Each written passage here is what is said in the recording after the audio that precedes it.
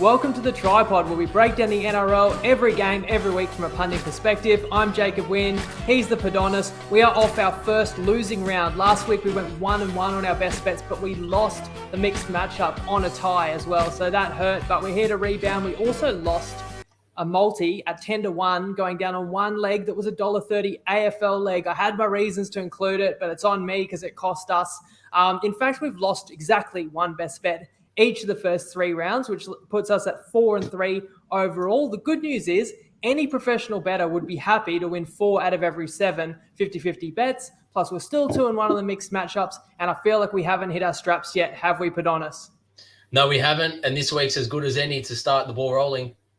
That's right, and we might even be dipping back into teams that didn't go so well last week, but that's what it's all about, trying to find value for a given week. And we've got 3 best bets that we really like in round 4. And as you know, we share them right off the top. So our first best bet is going to be in the grand final rematch Friday night. We're taking South Sydney Rabbitohs plus 1.5 tries in the tries handicap. That's $1.80 on Bet365. They're up against the Premiers, obviously. Penrith in Penrith. Nathan Cleary is back. I'll keep it simple the way I look at it. The line in the grand final was 2.5 points. Now the line is 7.5 points. I know Souths don't have Reynolds, but they do have Latrell. Now, I know the game's in Penrith as opposed to neutral, but you look at the two lineups. Penrith's also lost Matt Burton, Brian To'o, Capewell, Fisher-Harris, Martin, Leota. I can't understand why Penrith's considered so much better chance to beat Souths than they were back in October. Anything you'd add, Podonis? Yeah, the only thing I'll add to that, I agree with everything you said. I think South got their first win last week. It relieves some of the pressure that they had coming into the season so they can start to be a bit more free, play a bit of footy. I think the line is a little bit too high given the start to the year South have had. They're a bit more battle-hardened compared to the Panthers, who had 3 easy wins. So they're going to be tested here, a little bit of extra motivation. So let's roll with Souths. Yeah, you always get that tiny bit of extra revenge factor when you take the team that lost the grand final in a rematch. And the reason we're taking try handicap is because one big edge you have to give to Penrith with the return of Cleary is goal kicking, especially against Mitchell. Penrith could score one more try than the Bunnies in this game. We'd win, but Penrith could win the game by 8 in that scenario. So like the try handicap there. Next up on Saturday, we're taking the Broncos minus 1.5. And they play the Warriors in Redcliffe. And the odds is $1.80, I should say, on Bet365 and also on TopSport. They're both in the alt lines. And we're basically playing the overreaction after Brisbane had a shocking second half last week. I think that loss humbles Brisbane, but I don't think that defines Brisbane. It was just one of those games where everything went wrong. I still feel across the park they've got a bit too much for New Zealand. Sean Johnson named in the extended bench does worry us for sure, but I would still pick Brisbane to win even if I knew Johnson was playing. And if he's not playing, if he's not quite recovered from that injury yet, I'd have this line closer to 6. What about you, Podonis? Yeah, so the Broncos, they conceded a late try last week, and then it completely snowballed in the second half, as we saw, with a weight of possession against them and error rate. So we're taking the cheap line here against a team that we believe in Brisbane that will be fighting for the top 8 this year, compared to the Warriors, who are slightly underwhelming, and they could very well be an 0-3 side if the Tigers could have executed late last week. So we think that's sort of factoring into the line as well. So Johnson or no Johnson, Brisbane are the side for us. And on that same theme, later Saturday night, we are going to say that a lot can change in 1 week, and we're going to take the Sydney Roosters minus 5.5 at $1.82 on Dabble. You can copy my bet right now at Jacob Wynn on your Dabble account. They are playing up in North Queensland, even though they'll be without their coach. I feel like this is about the time, coming off a bad loss, where you increase that effort and work rate. They've got the troops to do that. And if they can match North Queensland in the forwards, they should just have too much to handle, and they should have the classiest spine. And despite the fact that the Cowboys have looked more impressive through 3 weeks, it's that old theory. You take the good team off the bad loss. What would you add, Podonis?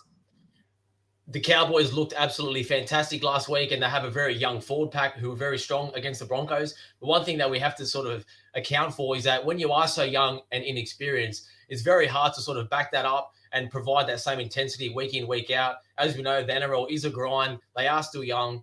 The Roosters will be more focused. They've got more playmakers, and we see them being too strong for the Cowboys on the weekend.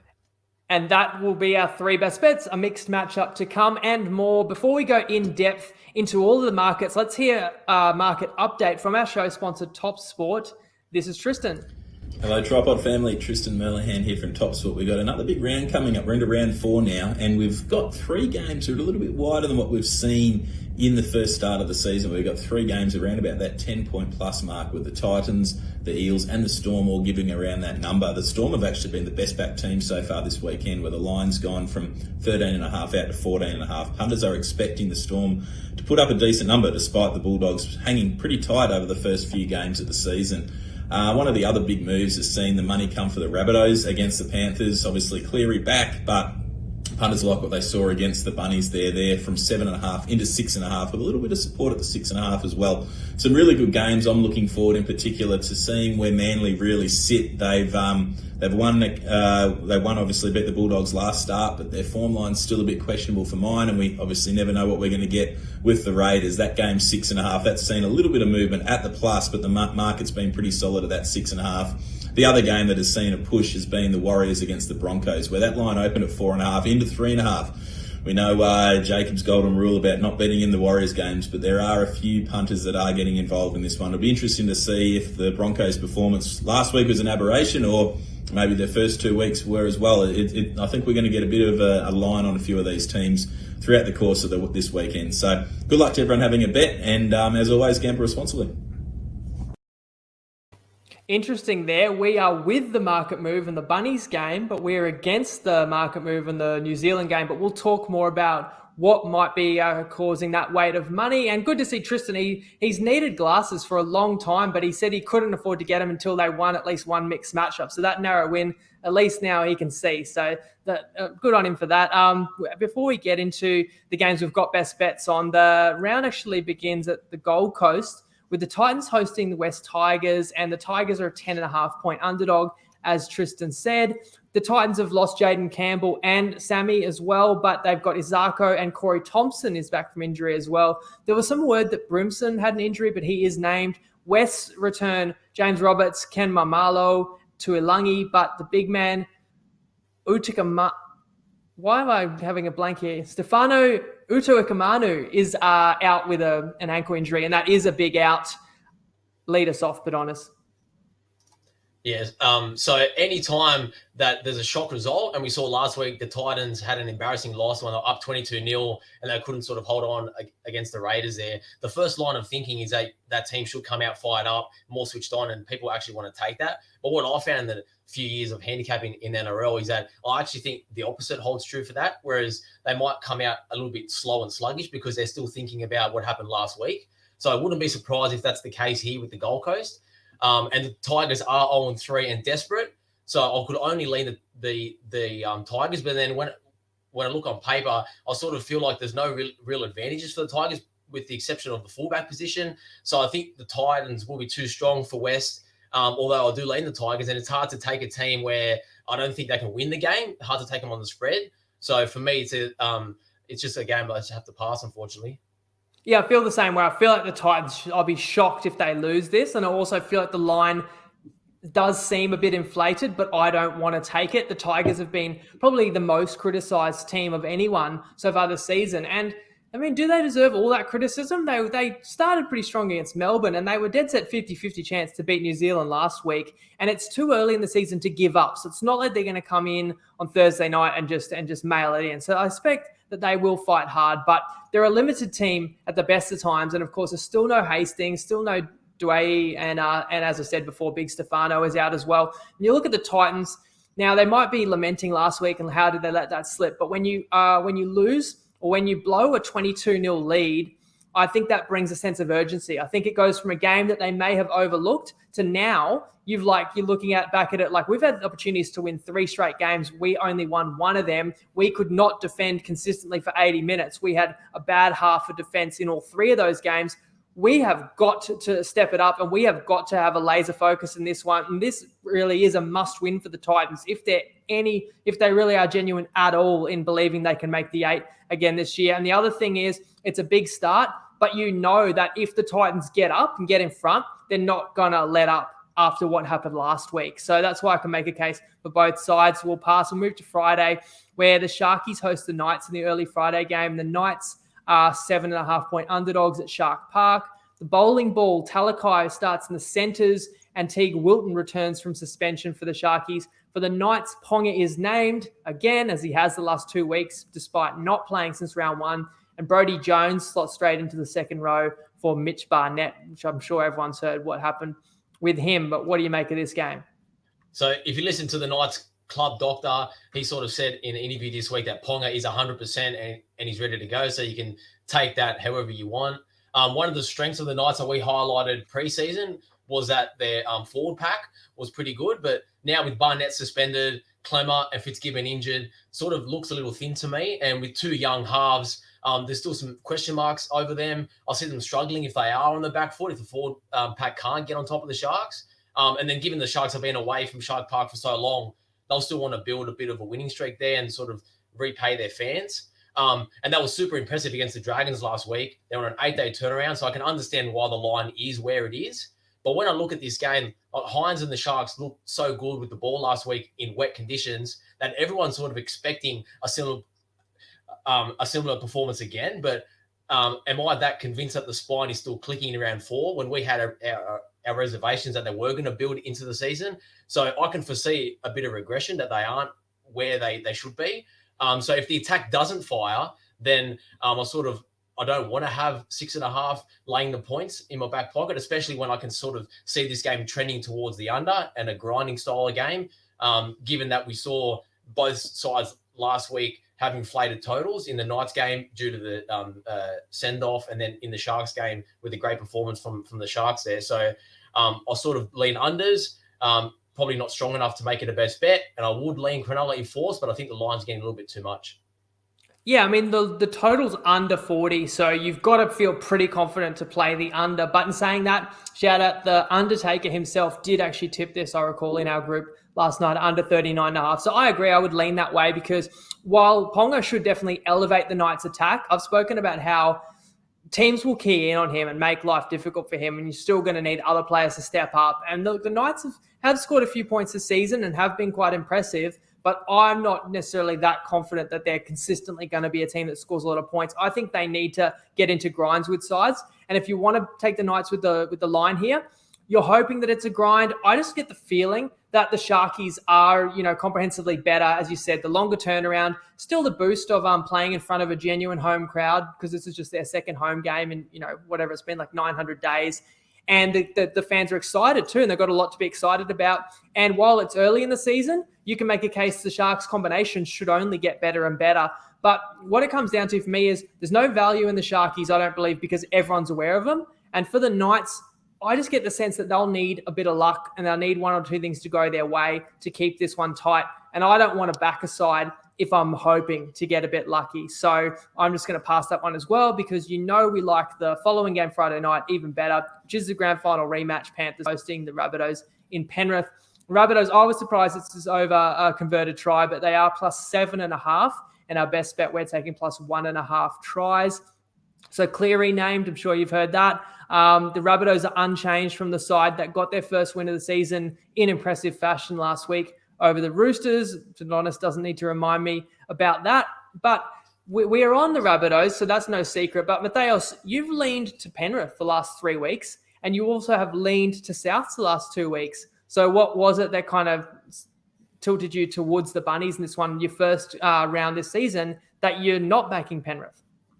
Yeah, so I think the big news, of course, that everyone's aware of is a return to Cleary. However, I think Penrith are quietly dealing with some other injuries of their own, and you touched on it there where you went through the team. So Brian To'o, Moses Leota, Fisher Harris, and Martin, and 3 of those are Origin players, don't forget. And the latter of the 2, in Martin and Harris, I'm not really sure if they will play, even though they are named on an extended bench. So there's a bit of conjecture around those. And Taylor May looked great, scoring a hat-trick last week. But it's still hard to replace the best winger in the comp. And at some point in the next month or 2, they will feel his loss. Whether it's this week or not, I'm not sure, because he carries out a yardage, and just his ability to break the game open is still key, I feel. So I think heading into the game, South are a lot more settled team, and I've been higher on them this season than most other people. And I think the Penrith line has been upgraded a bit too much to factor in Cleary's return.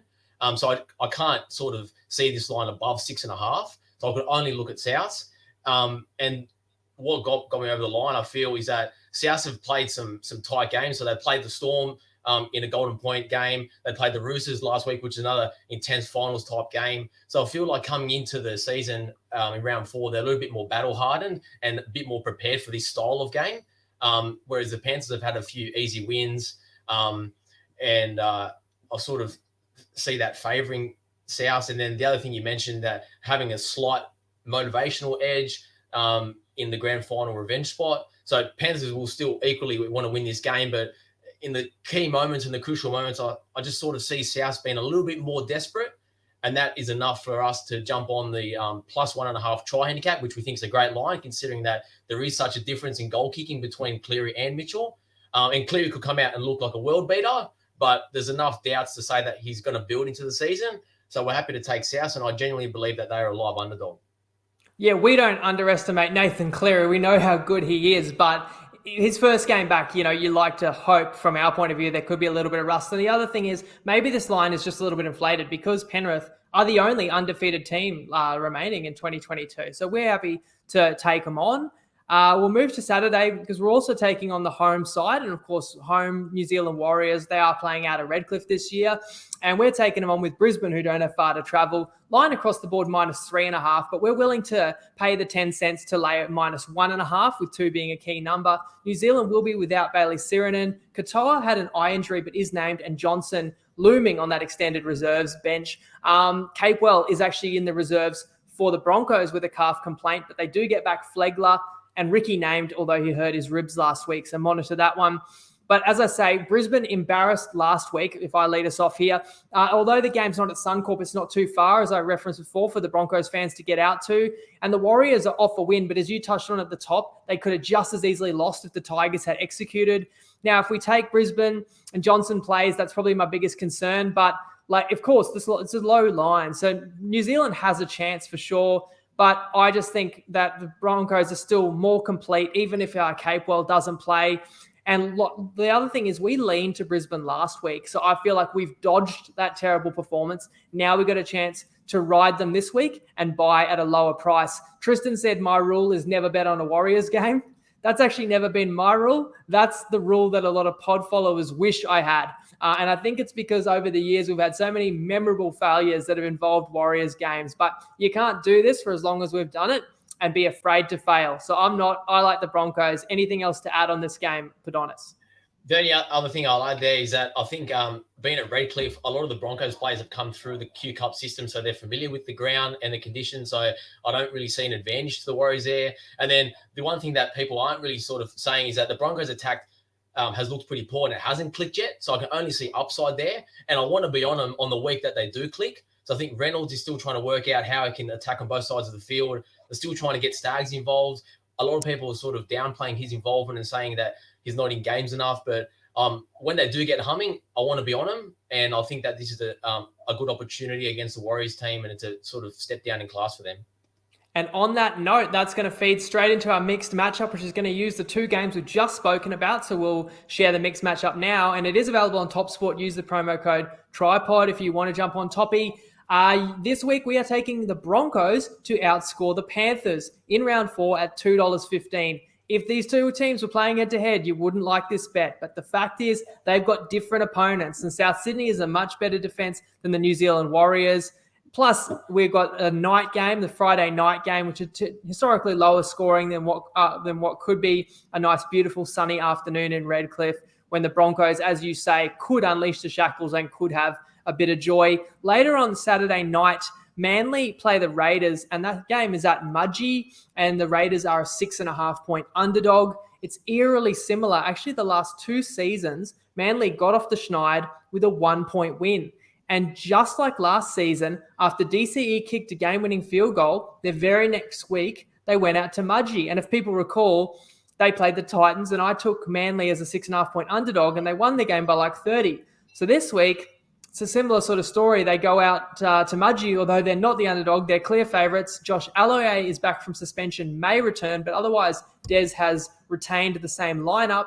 And for the Raiders, Chotrich has been questionable the last 2 weeks and has not ended up playing, but he is named again on the wing. Now, Manly and Canberra have had some exciting games over the years. Are you expecting another one this weekend, Padonis? Unfortunately, I'm not, for all the fans out there of the Green Machine. And to me, Manly are a classic case of an underperforming team that we're all waiting to reach the heights of last year and sort of hasn't eventuated yet. And there's been a lot of negative press that Manly aren't as good as last year. But when you look at what they've had to face this year, so the Premiers in their home opener, the Roosters who are embarrassed against Newcastle, and then they faced a gritty Bulldogs team, and then they had to deal with monsoon conditions in the second half last week. So I think there's some excuses for them, and then now they get to face a much easier opponent in Canberra, who's coming off such a big emotional high off that huge comeback win last week. So I could only look towards Manly, and I think that this could be a breakout performance for them this year. But I think it's a case of the line is pretty much spot on, considering it is a neutral venue. So I'm not really getting any value. I'm just I'd be taking Manly because I think that they're the better team and think they'll cover. But long term, you can't win at a 60% strike rate like we do. Just sort of leaning aside, you need to have the value in the spread as well. So from that point of view, I can only go Manly or pass. I agree. I lean Manly, and my notes are full of excuses for Manly so far this season. Another one is that they've played 2 night games and then an afternoon game that was in torrential rain. And to win those type of games, your forwards need to roll up their sleeves, and their forwards have kind of let them down a little bit. But this might also be a team that just prefers to play a bit of footy, and they might find ideal conditions to do that out in Mudgee. And look, both sides I think will be upbeat because they both got narrow wins last week. And in our preseason preview, I had Manly 6th and the Raiders 7th. So I could appreciate some people saying, what's the difference between these sides? And Raiders have won 2 games this year. This line is high. That's what some people will think. But my instinct is similar with you, that Manly actually could run over the Green Machine here. So not seeing line value, but if I had to play it, I would actually be laying the chalk with Manly. Moving to Saturday night, we are laying the chalk with the Sydney Roosters. Best bet -5.5, but consensus line -6.5. And that's why it's so key to sacrifice, 8 to 10 cents and get through that key number of 6, which the Roosters could very well win by. And they're playing up in North Queensland, a North Queensland side that's unchanged after they ran riot in Brisbane. Cohen Hess subject to a fitness test. The Roosters have no major changes in their playing group, but as I said at the top, they will be without the great Robbo, who has COVID. Now, you guys know our best bet on this game already, and we're going to go a little bit more in depth, but we've actually had some complaints we've got to address. People have been saying this year that they're not happy. Too many New South Welshmen involved in the season so far. So even though Robbie Farah, he won his pick of the round again last week, really impressively. He took the Cowboys as underdogs, and we know what happened down there in Brisbane. But Robbie's going to have a bye week, and we're actually going to be joined by a Queensland legend. Trevor the Axe Skillmeister is going to give us a pick on this game. G'day everyone. My upset for the weekend is the Cowboys against the Roosters. I know I've tipped the Roosters to win the comp, but the Cowboys, I was at that game last weekend, admittedly against the Broncos, but they were sensational. The Cowboys forwards, if they can play anywhere near what they played against the Broncos, against the Roosters, they'll be hard to beat. Jason Tomalolo, Jordan McLean, Cohen Hess, Helam Lukey scoring 3 tries, Thomas Gilbert, they were sensational in the forwards. So it's going to be a cracker of a game, but I'm going to tip the Cowboys in an upset. Good luck. That pick is brought to us thanks to Dabble. Again, you can follow Trevor Gillmeister, Chris Walker's on there, Robbie Farah, the Padonis himself, many others are sharing their tips on Dabble. So as you've heard, we are head-to-head with the Axe. And I tell you this, I wouldn't want to run it straight at him, but I'm happy to take him on the punt. We'll see how we go. We've been up against our cameo pick before and it didn't go our way, so hopefully we can turn the tables on him. Second week in a row also that our cameo former player has picked the Cowboys. I still like our best bet. And just to clean up 1 point there, Gilly referred to Lukey scoring a hat-trick. It was in fact another talented young back rower, Jeremiah Nanai, who had 3 tries. Padonis, as we've said, these are 2 teams that were on the opposite ends of the spectrum in terms of how impressive they were last week. But have you got any further reasons why you're confident the Roosters will turn it around in round 4? Yeah, so just to challenge the Axe there. So he was a great player. He was a legend of Queensland, but I think one of the advantages he sort of saw being the Cowboys forward pack is something they were using against the Cowboys in taking the Roosters. So it's all great that you have a dominant performance against your rivals in a derby, But then now to sort of back that up, and the NRL is a week-to-week grind. It's one of the hardest competitions in the world. When you are so young, it's very hard for that team to sort of replicate that performance. So I wouldn't expect that the Cowboys forwards perform as well as they do. And if they did, then that'll sort of really surprise me and make me sort of take notice of this team. We sort of had them rated lowly for a reason at the start of the season. They might have some spurts in good performances, but largely we think that they'll be sort of an underwhelming team. And it's a classic case of a good team off a bad loss versus an average team off a good win. And that sort of skewed the market a bit. And you touched on Robinson being out. So the Roosters are such a professional team, as we've touched on. They'll be able to execute their plays, come in a bit more prepared. And I've never seen a worse performance individually, I think, from someone like Tedesco. So he'll be more focused and switched on. And collectively, I think they'll be too strong for the Cows across the park. And one other factor that probably hasn't been mentioned is that given the weather Sydney's experienced in the last 2 to 3 weeks, it's been very humid here. So they've been training and playing in sort of similar conditions to what they'll experience in Townsville. So I think they're a bit better prepared to deal with that humidity than they have in years past. So from that point of view, I'll make the line closer to 9.5, 10. So I can only play the Roosters. Plus, think about how bad Canberra looked in round 2. It's like if you go up to North Queensland and got to play them really early in the season, like round 1 or 2, it's an absolute shock to the system. At least the Roosters have got 3 games under their belt. And as you said, getting a bit more used to those conditions, or there's nothing quite like it. But going back to our preseason predictions, I'm with you. We both picked the Roosters to win the comp. And we both picked the Cowboys 16th. So were we right about those predictions? Probably not. I think the Cowboys will do a little better than 16th. But have our opinions swung this far that we'd want any part of the Cowboys here? Certainly not. So, look, I'm happy for them, but I'm hearing talk already like, the Chad Townsend signing has been vindicated and all this. It's too early to say that. And if anything, the Roosters' spine might be the ones, and the Roosters' halves might be the ones that have the success on Saturday night. We'll certainly be backing that they are. Moving to Sunday, the Storm host the Dogs at Amy Park, and that is the biggest line of the week. The Dogs are plus 14.5, despite fighting hard all 3 of their games so far this season.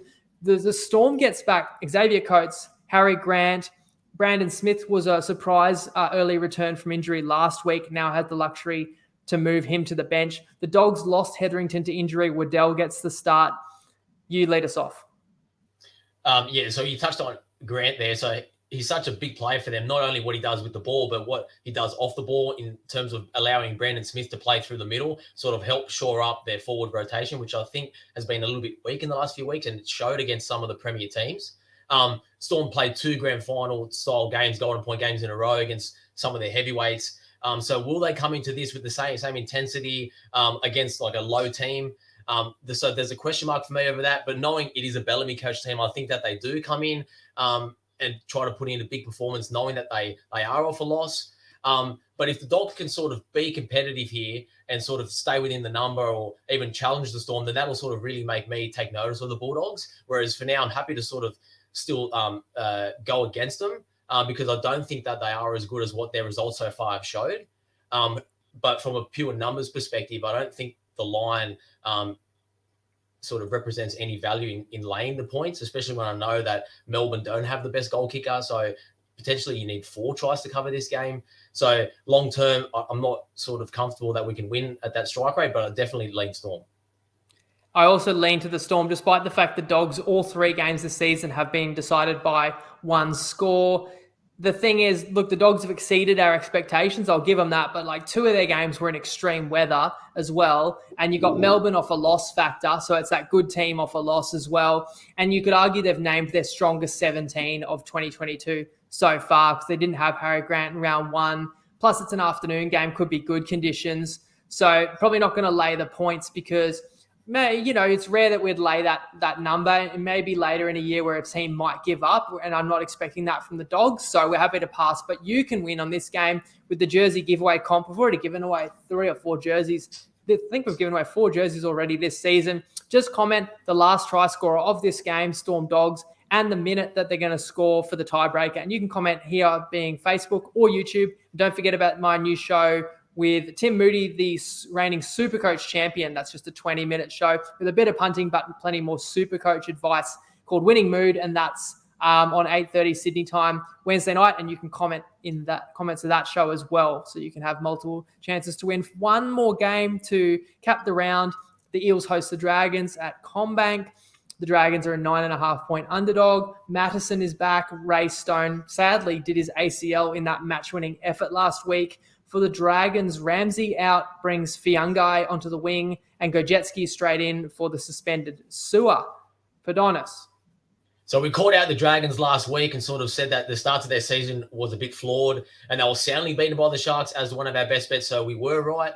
And roll forward a week, sort of nothing's changed for me to sort of suggest that anything sort of different will happen and that they won't get outplayed by the Eels. So I think Para showed last week that they are a genuine top 4 chance and we'll sort of higher on them coming to the season than some of the other public.